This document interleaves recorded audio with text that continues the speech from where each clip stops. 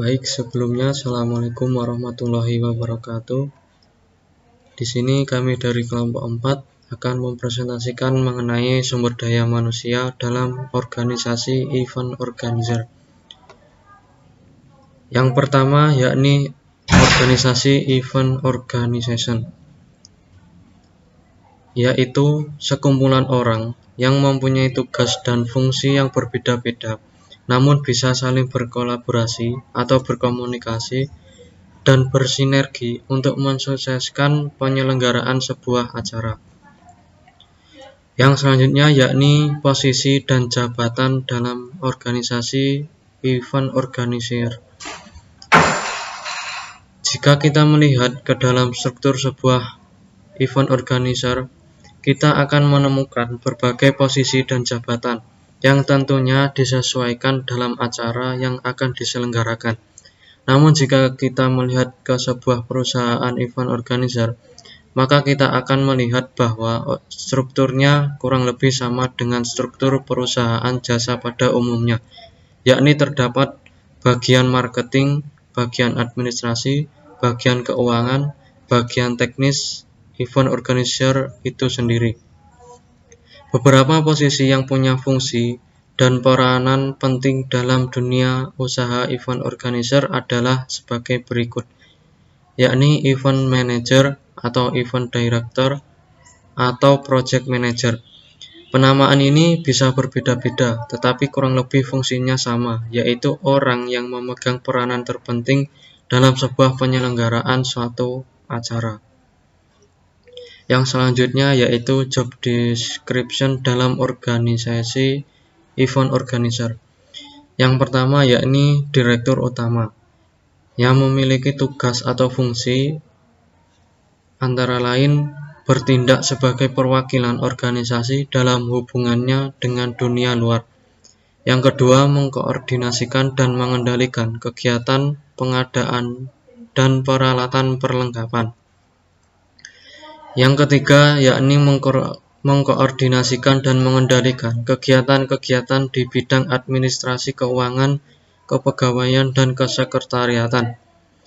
Secara rutin mengkoordinir dan mengawasi dalam arti luas segala kegiatan atau aktivitas keuangan perusahaan dan membuat pertanggungjawaban masalah keuangan perusahaan kepada direktur sesuai dengan yang berlaku. Yang keempat yakni menjalankan tanggung jawab dari direktur perusahaan sesuai dengan standar etika dan hukum direktur keuangan. Yang terakhir yakni memiliki fungsi mengambil keputusan sebagaimana didelegasikan oleh kepala bagian atau pada situasi tertentu yang dianggap perlu yang diputuskan dalam meeting-meeting kepala bagian. Yang selanjutnya akan disampaikan oleh anggota lainnya. Selanjutnya yaitu direktur operasional.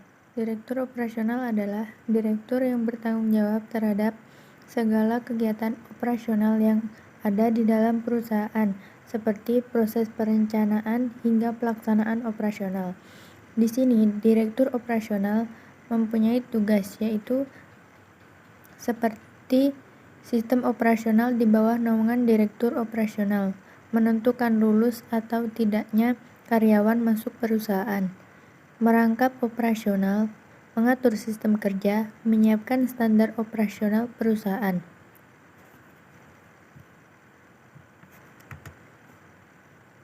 Selanjutnya yaitu direktur umum.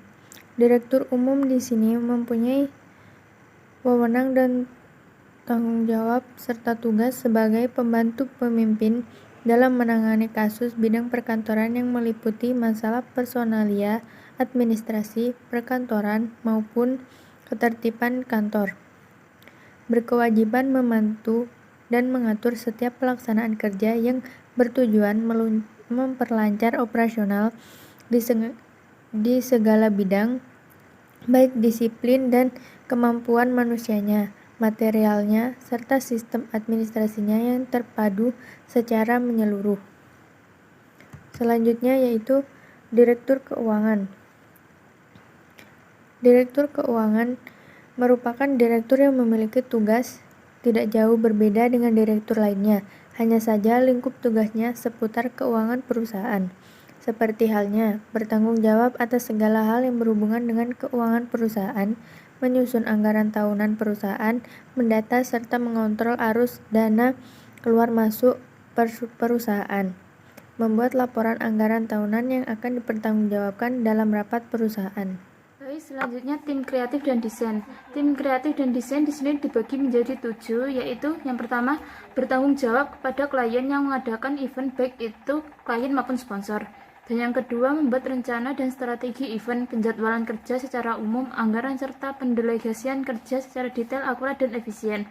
Yang ketiga mengkoordinasi semua pelaksanaan kegiatan kepada semua pihak, baik itu artis, talent, pengisi acara, sponsor, dan subordinat. Yang keempat, bertanggung jawab atas kualitas, kelancaran, serta operasional seluruh kegiatan pertunjukan. Yang kelima, mengontrol jalannya persiapan serta pelaksanaan acara. Dan yang keenam, mencari atau menganalisis dan memutuskan masalah yang timbul serta membeli solusi. Dan yang terakhir, merangkum semua laporan divisi untuk dijadikan bahan evaluasi dan laporan.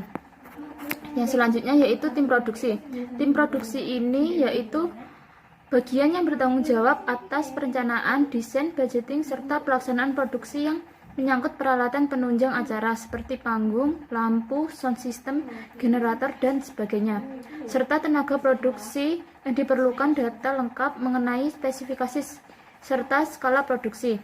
Dan yang terakhir yaitu marketing. Marketing dibagi menjadi 2. Yang pertama, membina hubungan baik dengan dunia luar yang merupakan calon-calon dari konsumen perusahaan. Dan yang kedua, memahami visi, misi, serta keunggulan perusahaan untuk kemudian memasarkan jasa perusahaan kepada calon-calon konsumen. Baik, inilah presentasi dari kami. Kalau ada kurang jelas dan ditanyakan, teman-teman bisa menanggapinya. Terima kasih. Assalamualaikum warahmatullahi wabarakatuh.